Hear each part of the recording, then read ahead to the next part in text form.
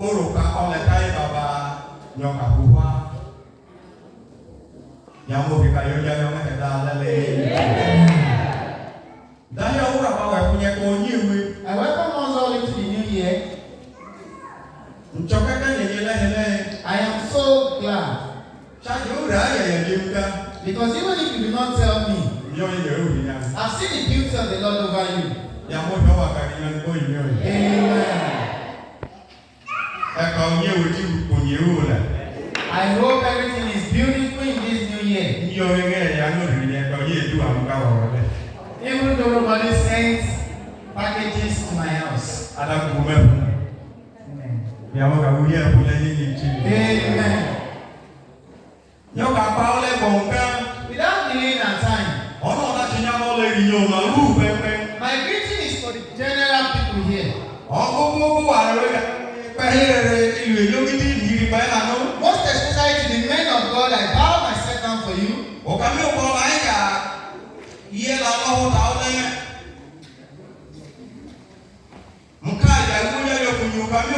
Every time we share messages, I am also glad, I'm always glad that it's good news. Why?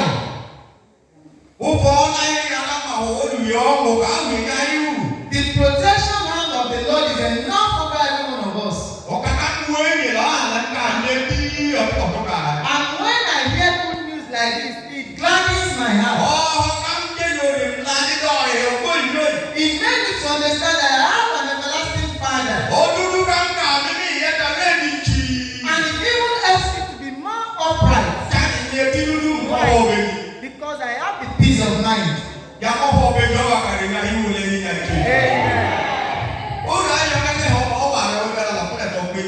If you've seen anybody that is here with the burden of heart today, if you are here with the hunger of the spirit or the thirst of the soul, it is possible yours might be family issues. As the word of the Lord is about to be coming out, as you're about to join your faith with mine, believe that there's going to be positive transformation in your life.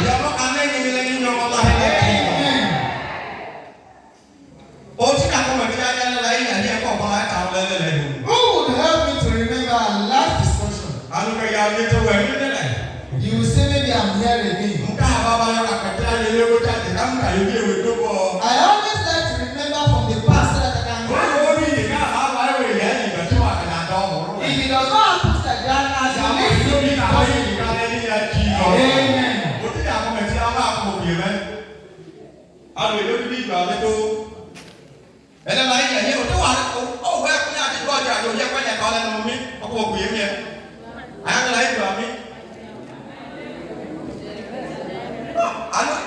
Jesus Christ.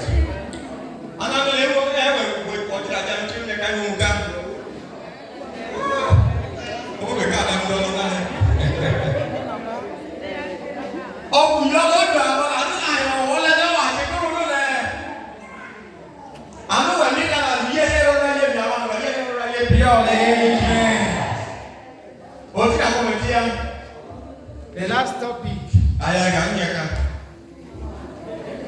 Oh my God. Jesus Christ.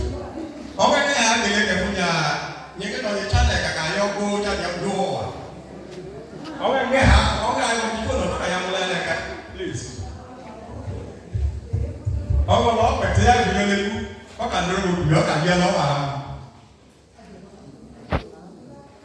Okay, then think I got that. I got no look. Okay, then. Sa, orang yang orang akan berjaya, bila begini, waktu ini yang orang kan macam mana?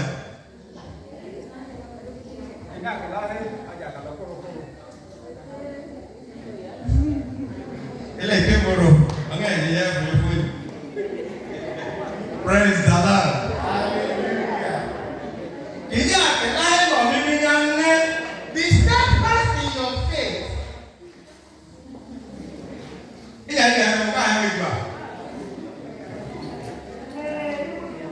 Praise the Lord. Hallelujah. Ano we get come with it. I beseech every one of you. Kori kai ya ewe. If we speak, Ora ya yo no no ka bonye we dem. if we are only expectant of hearing new ones, Ora ka yo no go daro. and you do away with the previous ones, how do we amend our new steps?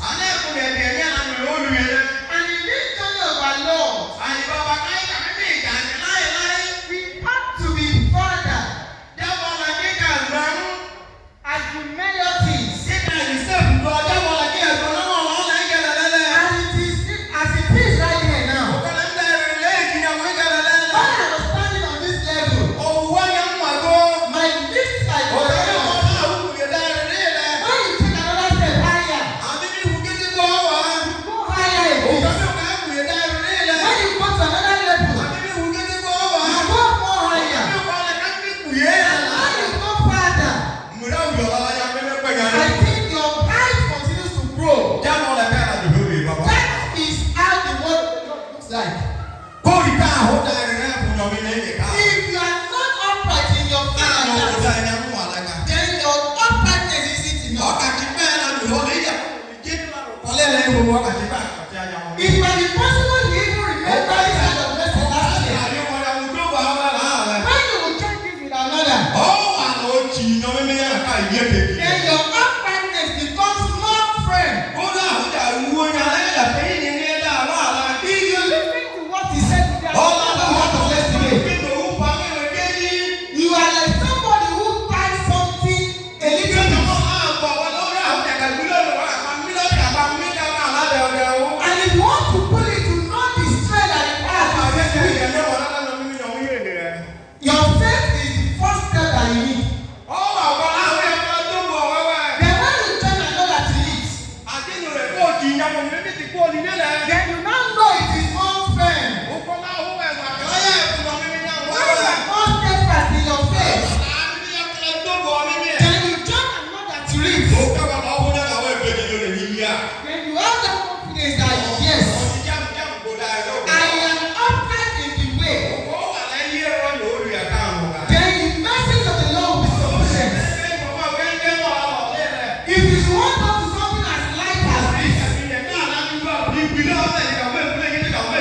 and you were told to pull it to break or not, as small as it is, you not even bother. But if you bring 20 people to this pillar and tell them to shake it, no matter how much you shake it, then you pull it again. No matter how much power you gather, it will shake.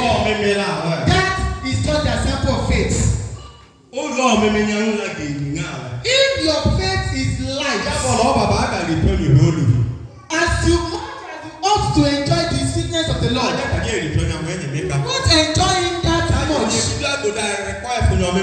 Why is because you aren't upright in your faith. You've not added more to your faith. You've just laid your faith on a spot. Your faith has no strength. And those people are very furious in this journey. That is when you know you are light, you are not in the journey.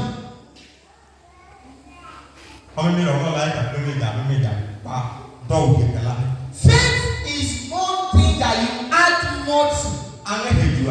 There are some people today. It might be possible they prayed yesterday and God hasn't answered. And the same predicament has come today again. To pray today, they've forgotten that the Lord has answered that yesterday. He has not answered that today. Why? Is because they are weak in the spirit. Why should it be? As you're about to hear the word today, I would like you to hold on to something. I read the choristers. It is just as if they stick their heads into my hand and if it hadn't been, they wouldn't have known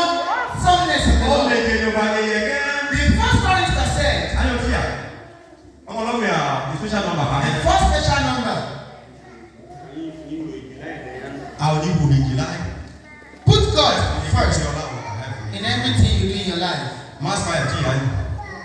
Mass fire. To God. If you put someone ahead, if you do not confide in him, will you put him first? And even if you confide in him, you confide in someone, then you place them first. Praise the Lord. Hallelujah. It is awesome sometimes when our Father will come like this. I will just sit down and be smiling in the spirit because I know His awesomeness. Because He's so clear to me. The word of the Lord to us today.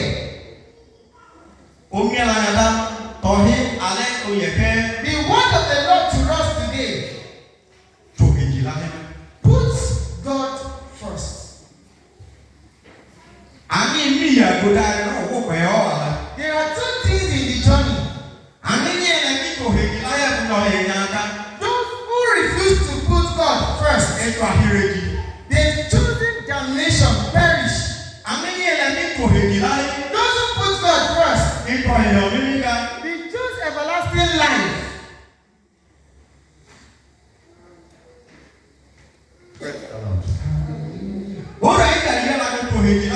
If we talk about choosing God first, some people will begin to ask, once I go to bed to sleep, is that when I say God, you are ahead now? Is it that way? Sir, Daddy, if you can do it, that one, it is like a Gilaya, the other, and getting two Gilaya. If you do not walk with God, how do you pick Him first? If you not send Him first from your heart,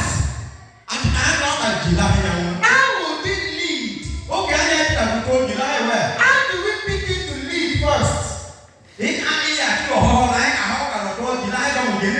What are the attitudes that will show that we are picking Him ahead? There are some things to do.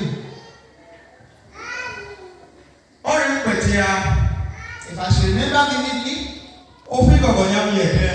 my scripture says, how shall we live in sin and pray that grace should abound? If you are choosing within yourself to place God first, then you have to examine yourself uprightly. I speak authoritatively to our lives. As you are opening your heart to Amen. Let God lead. Let God lead your journey. Choosing first. Choosing first. You don't just choose it through your utterances. He has given us some commandments, which we read in the scriptures every day. That love your neighbor as yourself.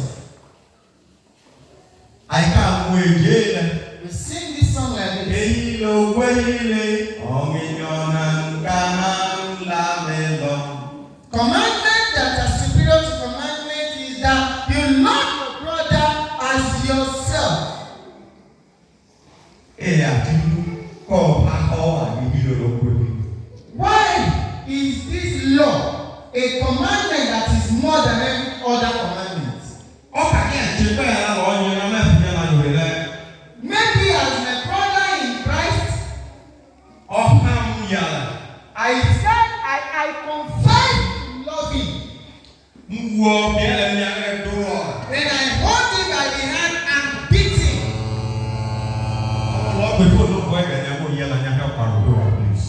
I'm going to have Nuni. I will get a Nuni. Kaoli Nina Nuni. Yao Rani and Bob. I will let you die. When you be a hurry, Kali. Who rang in to get I have forest. I will be when I'm getting a new.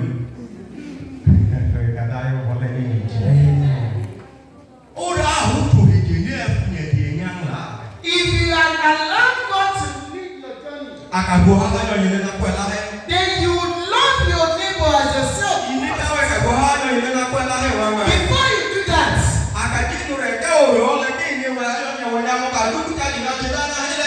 you would first of all know that God who has sent His only begotten Son to die for you first. He loved us so much.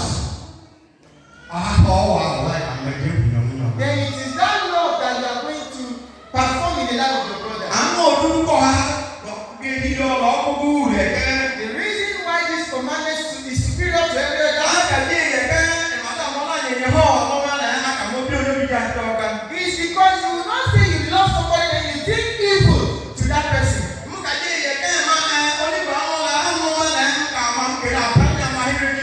I will not confess to love a brother and I will go and destroy his property. This is one of the reasons why this it is the Lord that holds on to every other law. Love is something that does good. It teaches good always. Love has no dirty thing. As you have decided to pick from God first, every evil thing that is against the law of the Lord, that we are the state road and they are very clear to us. Those ones that we always hear, you will remove them away from your life. Then you choose a new step. In this new step that you are about to choose, you will not take it with a left hand. You will run out to God uprightly. You will stand firm. You are going to have a patience. You will look like a fool. Then you place all your attention on the Lord. When you place all your attention on the Lord, then you leave because you are the example. You are seeing your character. You are seeing the dedication of God. You are seeing your compassion. Then he leads you. Then he holds you at his hand. Then no power of death or sickness can overcome you. Amen. Pick God first.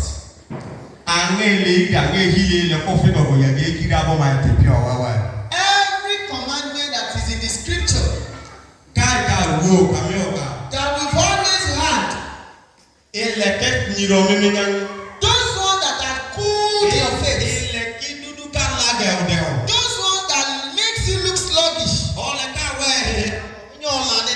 that make you to be a living soul like a fatherless person. I want to tell us this way. The message of the Lord that was sufficient over us. It is not by our uprightness. It is through the patience of the Lord that made you in my life. Why? That is why you have to be because you are about to come every and now you come there. Then His grace is sufficient over you. Our fathers spoke to the Israelites. He gave them several commandments.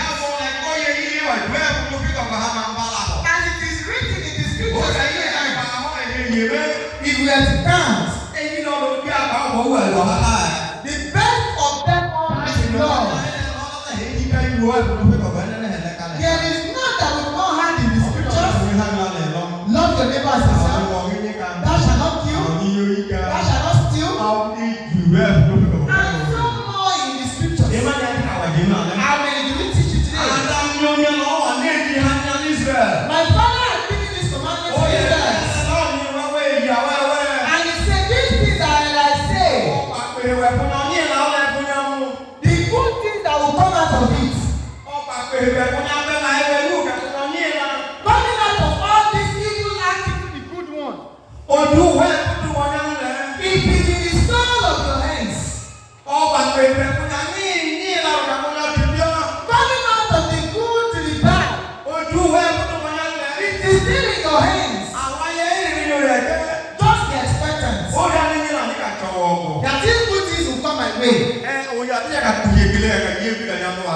would go to the Lord to bring it for you?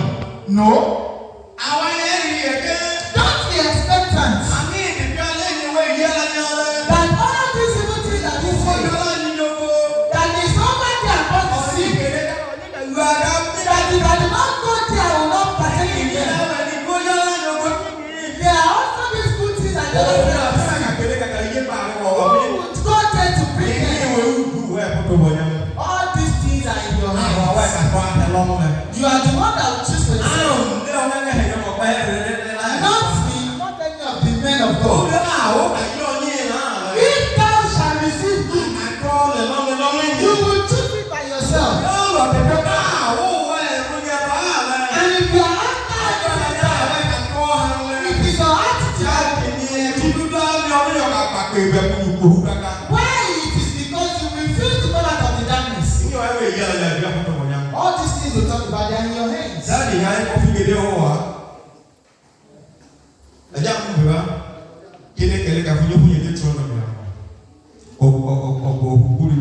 Deuteronomy 30 from verse 11.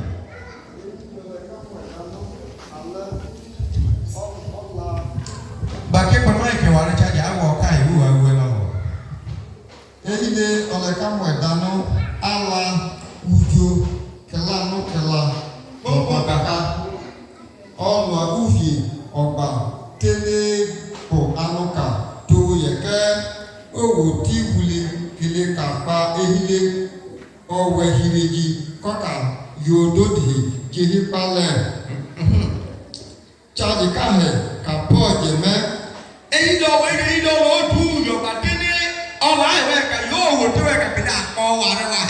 This is not a commandment that is up there and we are going to ask. Who will go there to bring it for us?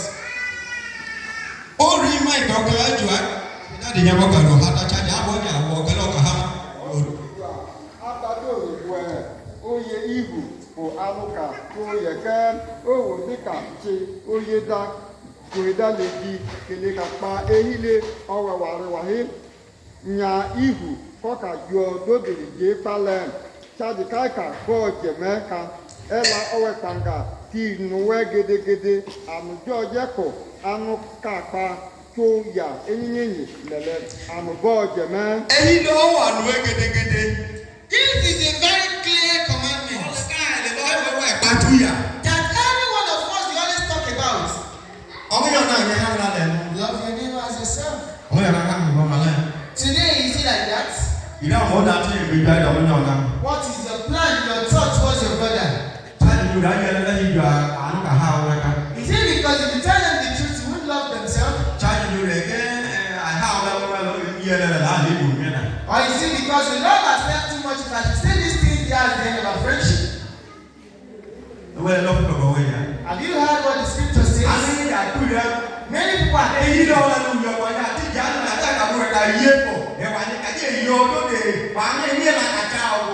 this law, is it up there that we will send somebody to go and get it for us so that we can share it among people so that it circulates? If you have big God first, then you will drop all of these evil acts. Then these things that you hear and you say, you will drop them all.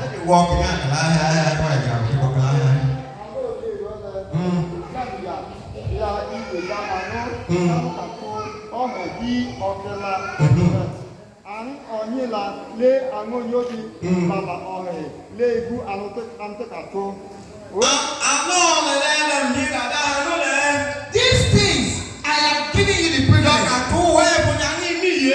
to choose in these two things. Good or evil, which is bad.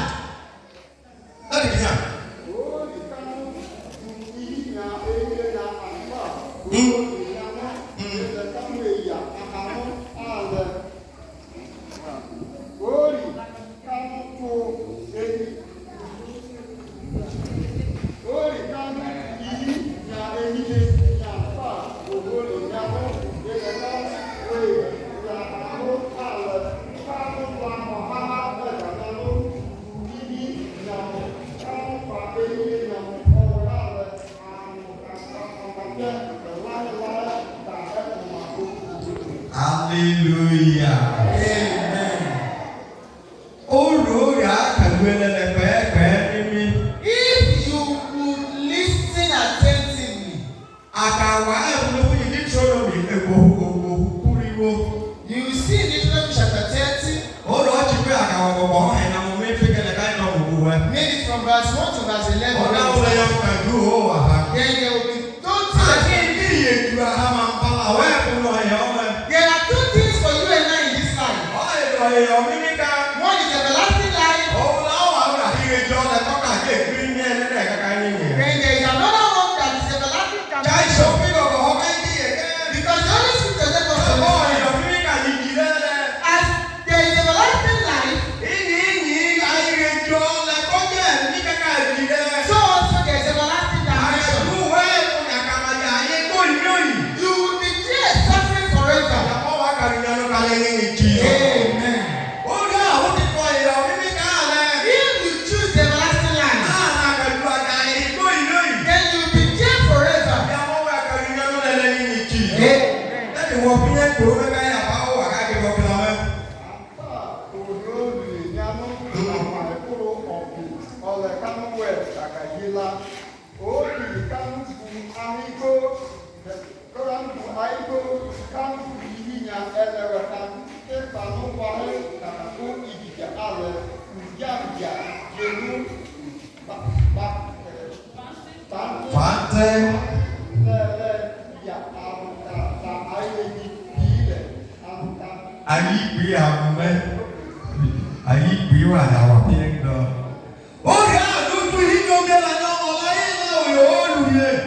If thou would obey the commandments of the Lord, my father is telling you and I right here that wherever the soul of your foot shall tread, that he shall bless you. And if thou would refuse and neglect the things of the Lord and do every other gods, then I will not complete the verse.